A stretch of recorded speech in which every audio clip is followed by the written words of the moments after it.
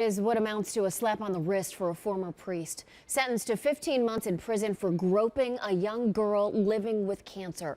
Her family called him to give her a blessing as she was doing her treatments.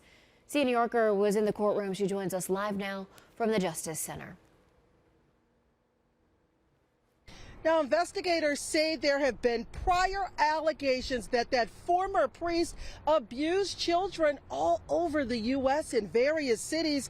In fact, the Diocese of Harrisburg sent him back to Colombia in 1989, but here we are. Tuesday in court, Luis Barajas faced Judge Andrew J. Santoli after pleading guilty to gross sexual imposition of a child. A translator was sworn in and spoke in Spanish so that Barajas could understand. Prosecutors say the 77-year-old former priest showed a pattern of behavior that led up to this. The defendant has abused his position both within the community and within the church. He's used this unique position to have access to these children. According to Westlake police, the Colombian national had been staying with local families in Lorain County for several months when he was driven to a home to pray for a 15-year-old girl who was being treated for cancer. Witnesses told police Barajas used oil, blankets, and clothing to hide his actions and movements while he, quote, blessed the victim.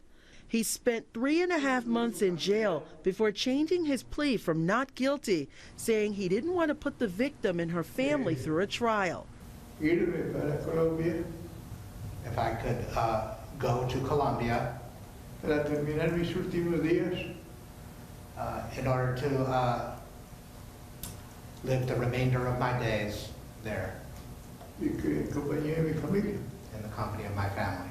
But Judge Santoli denied him. That this child was suffering severe health consequences at the time, was faced with a long road of treatment and recovery, and her family looked to you for support and guidance and help, and you took advantage of that. He sentenced the former priest to 15 months in prison, and Barajas was let out of the courtroom where he'll be booked in the Lorain County Correctional Institution. The former priest has to register as a Tier 1 sex offender for the next 15 years, and he's to have no contact with the victim or her family.